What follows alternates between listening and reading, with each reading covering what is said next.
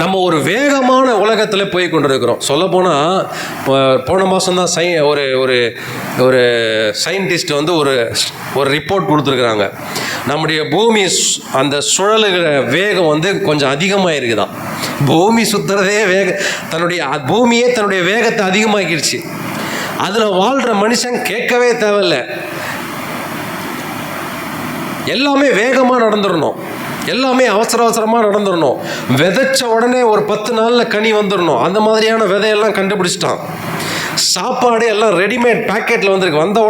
வாங்கிட்டு வந்த உடனே சுடு தண்ணியை ஊற்றி அப்படியே லபக்குன்னு சாப்பிட்டு முழுங்கிட்டு ஓட வேண்டியதுதான். வேகமாக வண்டியில் வேகமாக போகணும், வேகமாக வேலை செய்யணும், வேகமாக சம்பாதிக்கணும், வேகமாக வீட்டுக்கு வரணும், வேகமாக சாப்பிடணும், எல்லாமே வேகம். இந்த வேகமான உலகத்தில் வெயிட் பண்ணுறதுக்கோ காத்திருப்பதற்கோ யாருக்கும் பொறுமை இல்லை. அப்படிதான் இந்த உலகம் மாறிட்டு இருக்கு. அல்லேலூயா. நம்ம யூஸ் பண்ணுற ஃபோனு பாருங்கள், அந்த காலத்துலலாம் 2G தான் இருக்கும். கிளிக் பண்ணிட்டு அது ஒரு 5 நிமிஷம் நிற்கணும், அப்போ தான் அந்த லிங்க் ஓப்பன் ஆகும்.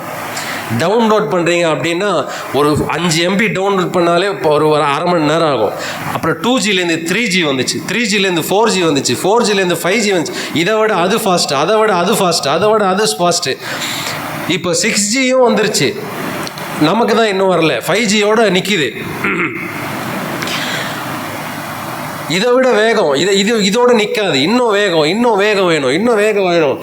அப்போது இந்த டெக்னாலஜியும் சரி, இந்த உலகத்தினுடைய வாழ்க்கை முறையும் சரி, எல்லாமே வேகமாக உடனே.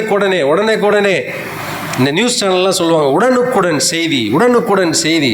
அந்த மாதிரி எல்லாமே ரிசல்ட்டும் உடனுக்குடன் வந்துடணும். நமக்கு ஜெபிச்ச உடனே உடனுக்குடன் வந்துடணும்.